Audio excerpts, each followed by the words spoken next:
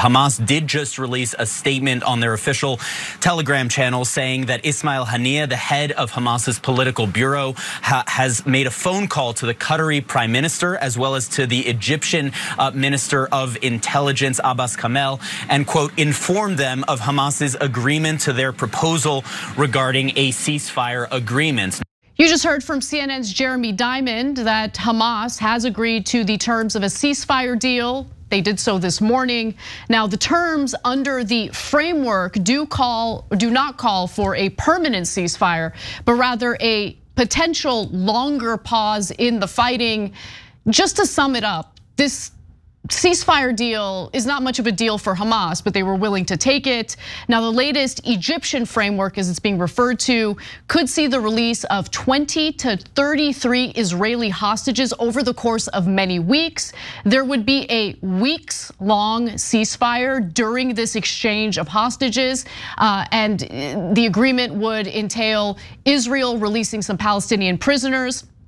Now, the pause in fighting could, under this deal, potentially lead to a much longer term ceasefire that could last up to a year, according to the reporting from Jeremy Diamond. Now, CNN reports that the news spread in Gaza of Hamas's announcement and Palestinians began celebrating. But unfortunately, it appears that that celebration might have been a little too early, a little premature, because now we're hearing that Israel is very unlikely to agree to the ceasefire deal, even though previously they had signaled that they would agree to it. An Israeli official speaking on condition of anonymity said the proposal that Hamas had accepted was a watered down version of an Egyptian offer and included elements that Israel could not accept. This would appear to be a ruse intended to make Israel look like the side refusing a deal, said the Israeli official who spoke on condition of anonymity. He's lying, by the way. Okay, the only ruse here, though, is the fact that Israel never intended to accept that ceasefire deal. In fact, an official briefed on the peace talks, also speaking on condition of anonymity, said, however, that the offer Hamas had accepted was effectively the same as one agreed at the end of April by Israel. But as we knew earlier, I mean, Netanyahu had made clear, ceasefire deal or not, I'm gonna invade Rafah, and that is currently what's happening as we speak.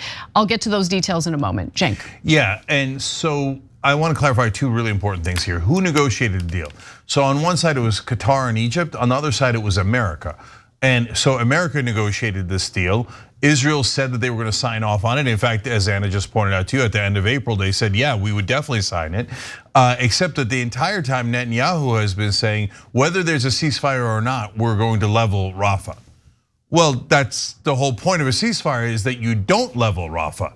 So that's basically saying America's wasting its time.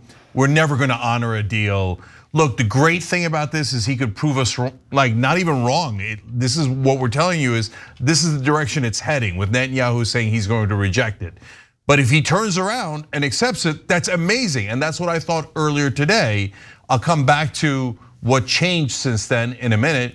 But I don't want you to think that the Israel statement that it was Hamas's deal is in any way accurate. No, this was negotiated by all the parties here. Hamas was holding out, and we were saying that Hamas was wrong for holding out. So what broke the dam? There's 3 stages to it. In stage 2, Hamas wanted a permanent ceasefire, and Israel only wanted one that lasted about 40 days, okay? And the way that they broke through that problem was they put in the words sustainable calm instead of permanent or 40 days. So what does sustainable calm mean for the second stage of the ceasefire? No one knows. But that was a diplomatic way of saying, okay, stop, we'll take the 40-day ceasefire, and hopefully it'll turn into something bigger afterwards, but it's not guaranteed. So it's actually Hamas giving in to Israel's demands. Yeah, Hamas conceding to Israel, knowing full well that, like, let's keep it real, unlikely to have a sustained calm or a sustained peace or a sustained ceasefire. Fact of the matter is the fighting was gonna continue, right, after some brief pause, and that's not a ceasefire. I love this new era we're in, where we're all pretending like a pause in the fighting is a ceasefire. A ceasefire means Okay, both parties agreed we're gonna stop the fighting, period. Not we're gonna stop the fighting for a few weeks and then we're gonna ramp up again after Israel gets what it wants. That's not a ceasefire. Yeah, so the original Israel demands throughout in all of these so-called ceasefires have always been eminently unreasonable, which is we want the other side to completely surrender, and if they don't, we're going to kill them all. It's just a matter of when. So we can stop for 30 days, we can stop for 40 days, we'll regroup, we'll refresh, we'll restock, and then we'll come back and kill you again. Well, it's not really a peace offer. Nevertheless, Hamas said yes now because the destruction of Rafah is imminent, and Israel has been killing the hostages. And so what I mean by that is, I think that Israel's been holding 5.5 million hostages for a long time now. The West Bank and Gaza are all hostages under the iron thumb of Israel. That's just a fact. And they can kill any of them at any point that they like. They often brag about it and say, well, what? We didn't kill them all, right? And so here, they've been bombing Rafah as both as a prelude to this siege potentially, and as a warning to Hamas. So in one bombing recently, they killed 18 children. In another bombing recently, they killed 10 children. So those are killing the hostages, saying how many kids do you want us to kill before you say yes to the deal, which is a despicable way to operate. But nevertheless, Hamas said yes. So Israel is definitely lying, definitely, about saying, oh, this is just Hamas on their own saying yes. Nonsense. Is anyone really surprised? Like, did anyone really fool themselves into thinking that Israel was negotiating in good faith for a ceasefire? Yeah, I mean, again, well, you were wrong, and you should never trust Israel when they claim that they're engaging in good faith on ceasefire negotiations. Look, Netanyahu has made it clear, I'm gonna invade Rafah whether there's a ceasefire agreement or not, which means he is not engaging in good faith. Someone who engages in good faith doesn't say, oh, even if we reach a ceasefire agreement, I'm still going to engage in the fighting in Rafah. And to be sure, that is currently happening as we speak. So this morning, news broke that Israel had informed 100,000 Palestinians sheltering in Rafah that they must evacuate. This is in eastern Rafah specifically. And the real question is, where exactly are they supposed to go, considering the fact that major portions of the Gaza Strip have already been leveled? Here are more details on that. They'll go to an area in the middle zone, Lauren, called Deri Bala, where there is literally raw sewage in the streets, or maybe to Al Mawasi, which is a beach. Same story applies. Nowhere is safe, but as unbearable as this is, it's happening and it's going to be horrific. There's a lot of children who have had amputations who are back living in tents. Those families will find it hard to move, but geographically, logistically, no, you still can't. A lot of families will not be able to move to the north if they'd hope to. Khan Yunis is impossible. That's another city bordering Rafah. That is rubble, not a little bit, but street after street of rubble. So they'll be pushed into this area called Mawasi, Lauren, which is a beach area. It's sand. It has next to no sanitation or hygiene. It's getting hot right now in Gaza. It's raining today, but it's getting hot. So they'll be in tents side by side, 5 or 6 times the population density of New York City, but all on the ground, not a high rise to be seen, with no hospital care. Yeah, I mean, look, there's no brake on this car. And it's been clear from the very beginning in regard to Netanyahu, his far-right government, and what they intend to do. In fact, and by the way, that was UNICEF spokesperson James Elder explaining what the conditions on the ground are and how there's really no place for these Palestinians to evacuate to.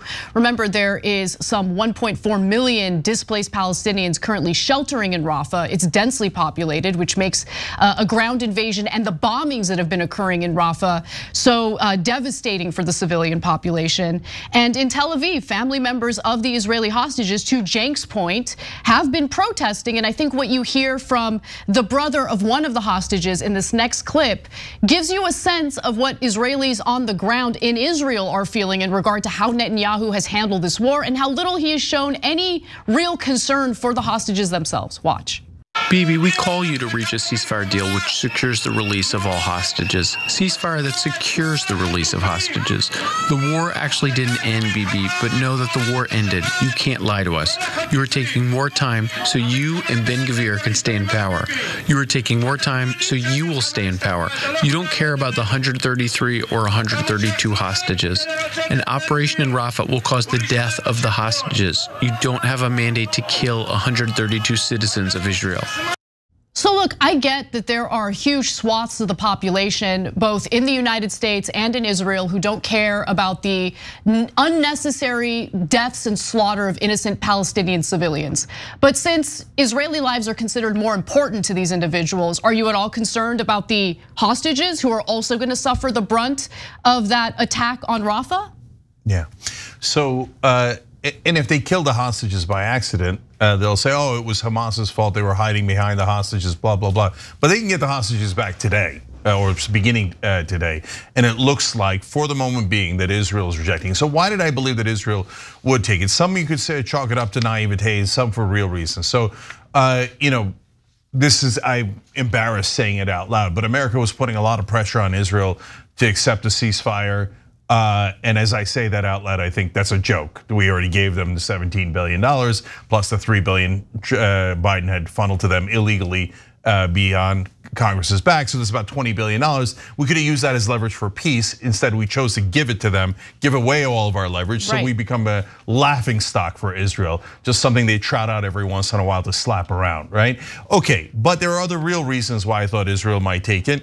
One is that the 40-day deal is terrific for Israel, because what it does is it still pens in the Palestinians into Rafah.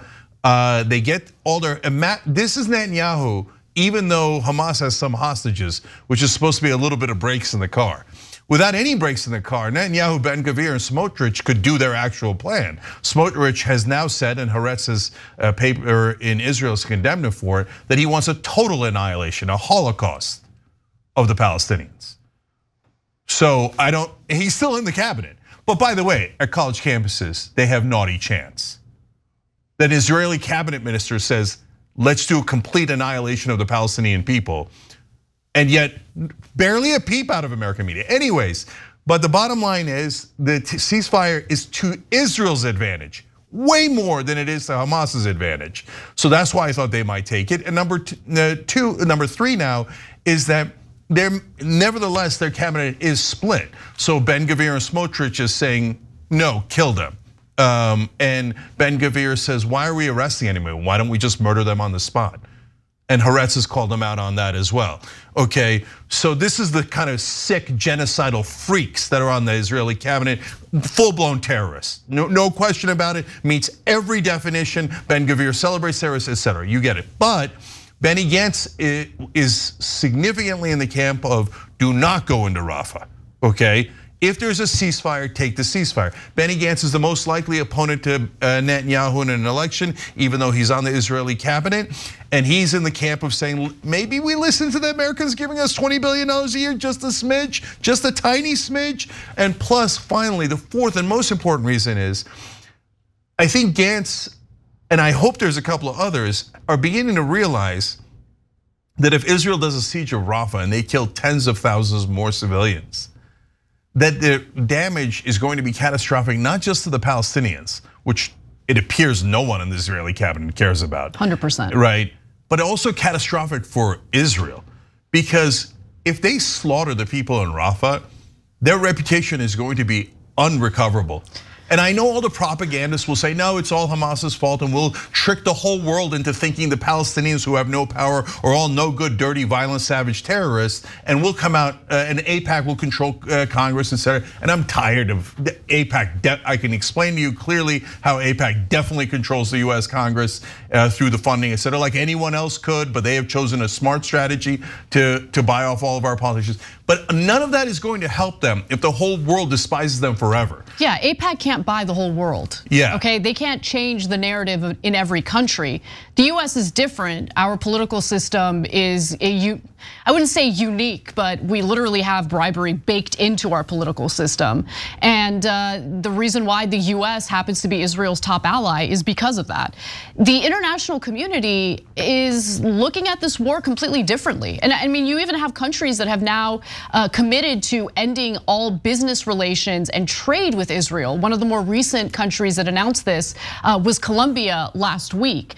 And so, you have South Africa bringing a genocide case against against Israel. So in terms of how the international community views Israel, I think that you're correct, Cenk, in that there is irreparable harm being done to the reputation of Israel as a country on the international stage. And you can't simply see the perception of Israel through an American lens, because America really is unique in how we are unwavering in our support for Israel, regardless of what it does. Yeah, and just another important clarification. Look, guys, there's no monoliths, there's no councils, there's no coordination. So different Israelis disagree, different Jewish people disagree. So Chuck Schumer is in the camp of Jewish Americans who are saying, oh, please don't go into Rafah. It's gonna make us look horrible. Horrible, don't do it. Biden and Blinken, et cetera, are in that camp. Whether they're effective or not is a different question, but they genuinely are in that camp.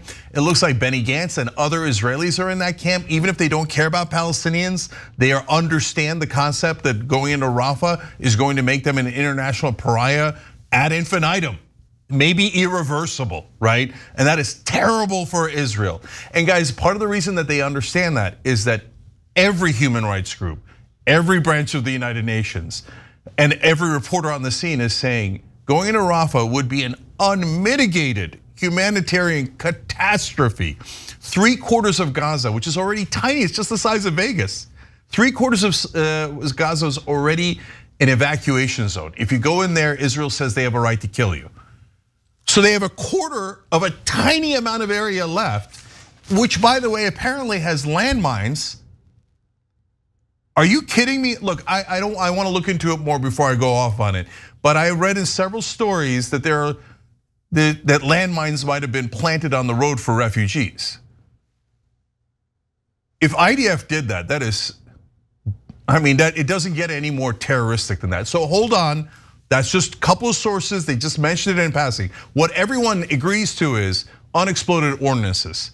So Israel dropped so many bombs that some percentage didn't go off. So as they're trying to navigate this tiny 1/4 of Gaza left, one, they're gonna leave behind what they had left. They're gonna be more prone to starvation and all the elements. And number two, there could be bombs going off both in the air and underneath them as they do this yet another ethnic cleansing trip inside of Gaza. So if Israel can't see that the world will hate them for that, they're completely blinded Goliath. And I think that is where Netanyahu is right now. Yeah. I hope to God Benny Gantz and the others put enough political pressure on him inside of Israel, and those good people that you just heard from inside Israel, that they accept a ceasefire, which is on Israel's terms. Yeah. If they don't, it is going to be horrible for everyone involved. Thanks for watching The Young Turks, really appreciate it. Another way to show support is through YouTube memberships. You'll get to interact with us more. There's live chat emojis, badges. You've got emojis of me, Anna, John, JR, so those are super fun. But you also get playback of our exclusive member-only shows and specials right after they air. So all of that, all you gotta do is click that join button right underneath the video. Thank you.